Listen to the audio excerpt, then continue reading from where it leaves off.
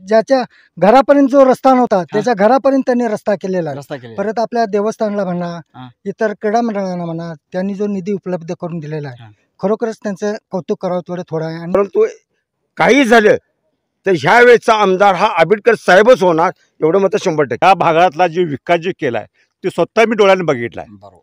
आणि तो हा विकास इथनं पाठीमागे झालेला नाही, इथून पुढे बी होणार. त्या बाबतीने आंबेडकर साहेबच आमदार आहेत. त्यांनी विकास असा केलाय की जिथं लाईट नाही तिथं त्यांनी लाईट नेली. बरोबर. टू व्हीलर जाण्यासारखा पण रस्ता नव्हता, बरोबर. कारण आंबेडकर साहेबांनी रस्ता आमचा करून दिला आणि आंबेडकर साहेबच निवडून येणार.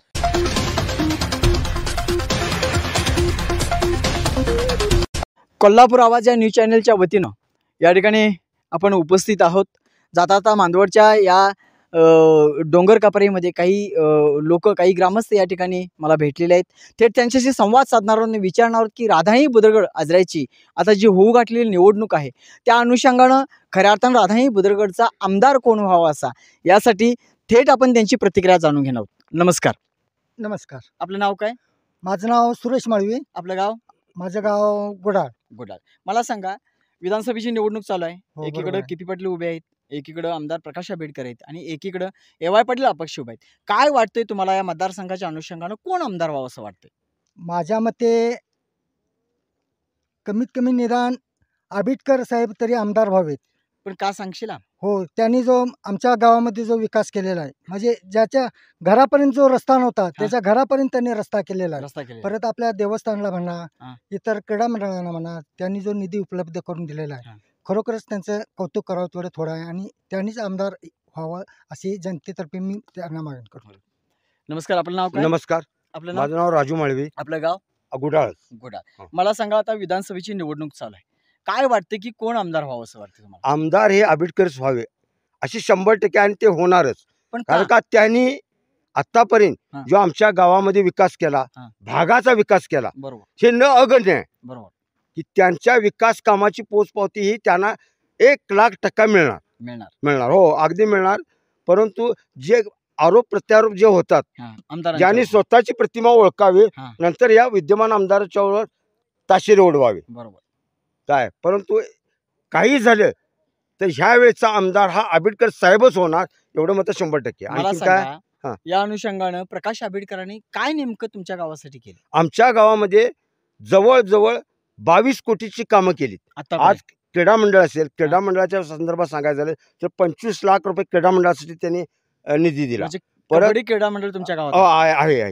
काय. परत तुम्हाला सांगतो, गावातले रस्ते असे चकचकीत सिमेंट कॉन्क्रीट झालेले की एक एक गल्ली अशी 20-20 फुटावर लांबीची, रुंदीची आणि लांबपर्यंत केलेले आहे. हो. मला सांगा, आता जसं विद्यमान आमदार प्रकाश आंबेडकर आहेत, 10 वर्षापूर्वी किपी पाटलांनी पण या भागचं नेतृत्व केलं की? अजिबात काही केलं नाही. त्यावेळेला त्यांचा काय विकास झाला? 10 वर्षापूर्वी त्यांनी काही केलेही नाही आणि इथनं पुढे ते करणारही नाही. पण त्यांच्यावरचे आता आरोप होत आहेत, त्या अनुषंगाने सांगा. हे बघा, विरोधक म्हणल्यानंतर आरोप प्रत्यारोप हे होणारच, पण ज्यांनी स्वतःची प्रतिमा ओळखून दुसरे आरोप करावे हे आमचं म्हणणं आहे. त्यामुळे आमदार हे आंबेडकर साहेबच होणार आहे. लक्षात. आपल्याला काय वाटतं, कोण आमदार व्हावं असं वाटतं? रामकृष्ण हरी. मला असं वाटतंय की आत्ताच्या अनुषंगाने आंबेडकर साहेब आमदार हवेत. कारण का, मी जे गुडाळ गावचं असलो तरी आमच्या गुडाळ गावापासून मांदवड असेल, पडसाळे असेल, तळगाव असेल किंवा आपटाळ असेल, ह्या भागातला जो विकास जे केलाय ते स्वतः मी डोळ्याने बघितलाय. आणि तो हा विकास इथनं पाठीमागे झालेला नाही, इथून पुढे बी होणार. त्या बाबतीने आंबेडकर साहेबच आमदार हवेत असं मला वाटतं. तुमचं नाव? आमचं नाव विश्वास अडसुळे. काय वाटतंय तुम्हाला? मला वाटतंय आंबेडकर साहेबच याय पाहिजे. कोण? प्रकाश आंबेडकर साहेब निवडून यायला पाहिजे. कारण त्यांनी विकास असा केलाय की जिथं लाईट नाही तिथं त्यांनी लाईट नेली. बरोबर. जिथं पाणी नाही त्यांनी पाणी तिथं पाणी काढलं. म्हणून आंबेडकर साहेबांनीच मतदान. तुम्हाला काय? तुमचं नाव काय? मी राम एकावडे. तुमचं गाव कुठलं? डुबलवाडी. मला सांगा, या विधानसभेच्या अनुषंगानं कोण आमदार व्हावं असं वाटतंय?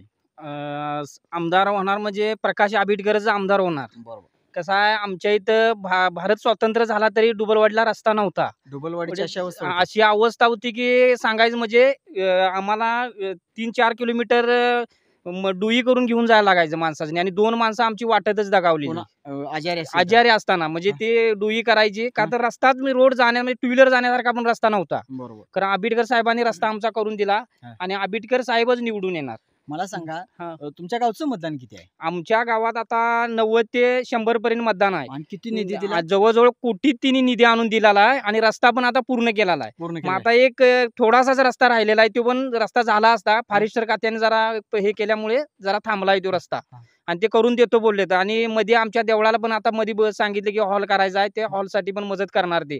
आणि आम्हाला विश्वास आहे की आंबेडकर साहेब निवडून येणारच 100% आणि ती विकास करून देणारच असा. तुम्हाला काय वाटतंय